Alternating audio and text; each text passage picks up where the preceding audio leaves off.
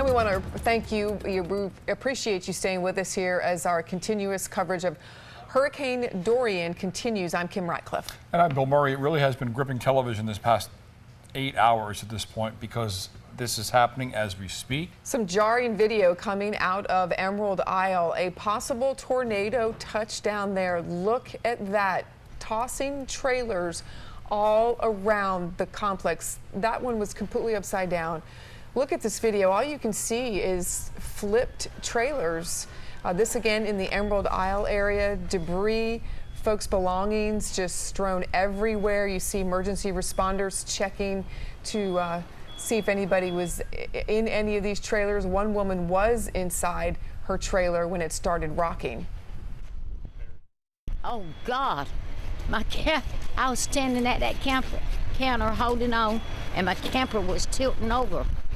And I said, Lord, what in the world? And I looked, and I had leaves all in my house. I don't know if I got a roof or not. It's completely destruction out here.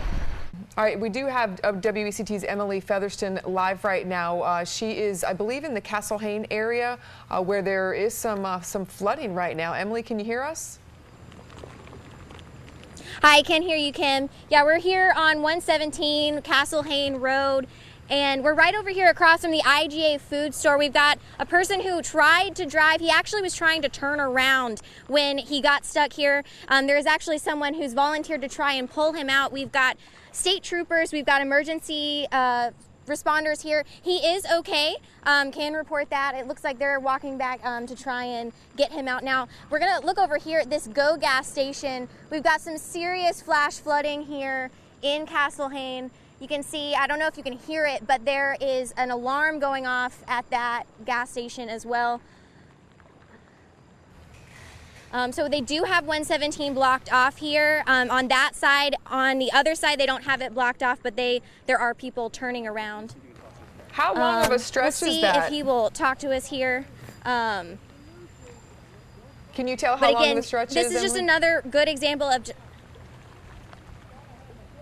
Oh, sorry, go ahead. No, I'm sorry. I didn't know if you could tell how long of a stretch of road is, underwater right there. Or how far? Probably about a quarter mile, maybe. Wow. Yes. All flash flooding. That's okay. Yeah, so you can see, some serious... We got a storm report from this earlier. Gannon sent out an alert about this. We were actually up here taking shelter from a possible tornado. We want to go to Ashley Kozakowski, who's downtown in Wilmington, with details of that. She's got the hood off, so it's not raining there right now.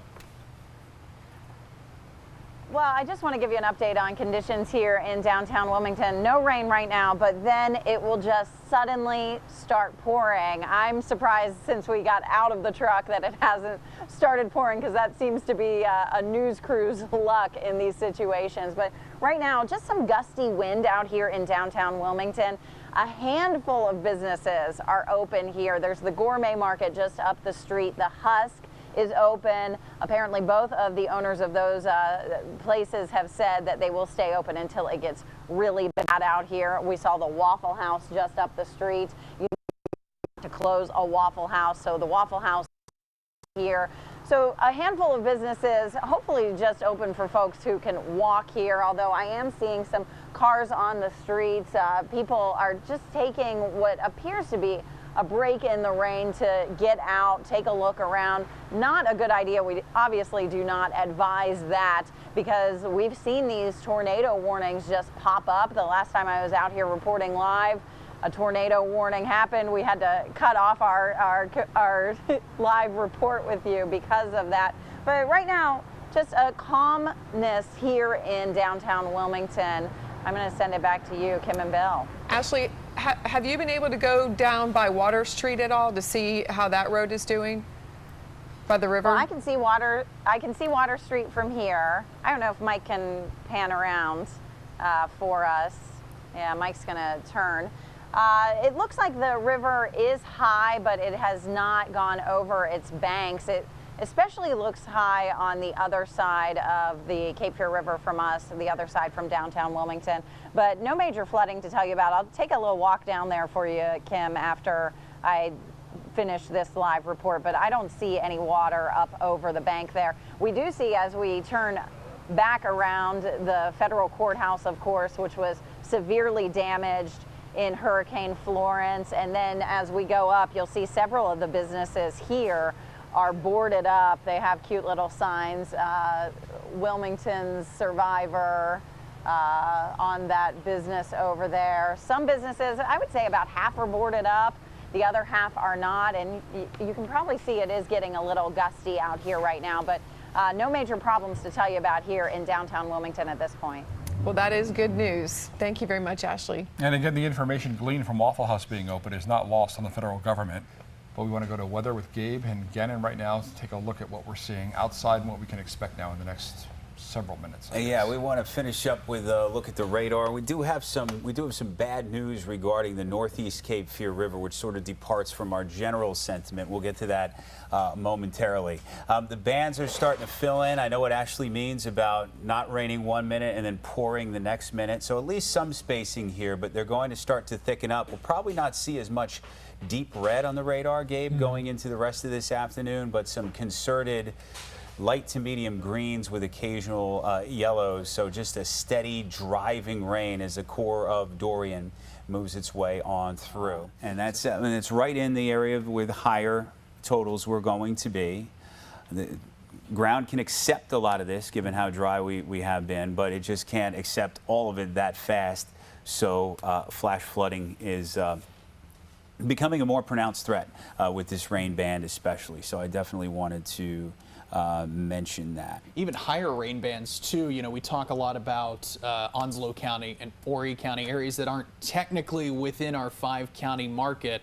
They have seen some additional rainfall as well. In some cases, almost, I think I was looking at 7 to 9 inch swaths of rain in Northeast South Carolina. So, you know, you think about in some cases, really how much punishment Horry County has had to deal with thus far. I mean, I've seen at times up to, I think, 3, if not 4 different warnings at a time for Horry County. That's one of those areas that really Horry's been a hot spot. Yeah, have been a hot spot here first thing this morning. No question. New sweeps are coming in, and I'm still with you, G, in terms of watching that that other hook right on the top end of this, but the rotation now coming in more so toward Bladen County, and it does look like it's becoming more broad and is weakening. We are hunting for these, and we're finding that signature still almost looks like it's in the same spot offshore, Gabe, as it was really before. But it's got to move onshore because everything's moving along pretty fast here. So put another track on that and aim it right toward areas that have been hit by 2 tornadoes so far. If based on the reports, the Slough Point earlier. Kim and Bill, any questions, anything that we're leaving out of the whole situation? I think we just really need to be focused on the tornado warning given its history, but No, you don't want I to lose agree. sight of the big picture. I agree 100%. Yeah. I don't have anything coming in, Yeah. Yep. and I've been checking everywhere. Yeah. I feel like everybody's got the message. Oh yeah, new scan. Yeah, new scan, for sure. and it's continuing to weaken at this point. So they'll likely stay with this probably for the next 10 to 20 minutes. A Jeep stuck in the surf in Myrtle Beach. Look at this. The owner kind of abandoned it. Police say someone decided to drive the Jeep out on the beach to see how far they could take it. Yikes. Then they got stuck. And the driver abandoned the thing. You can see the tide coming in around that. Happened in 38th Avenue in Myrtle Beach. Again, Take it from these I don't folks. know. Don't try to do Yeah, anything what are you like thinking, that. right? Yeah, wow. All right, we're here.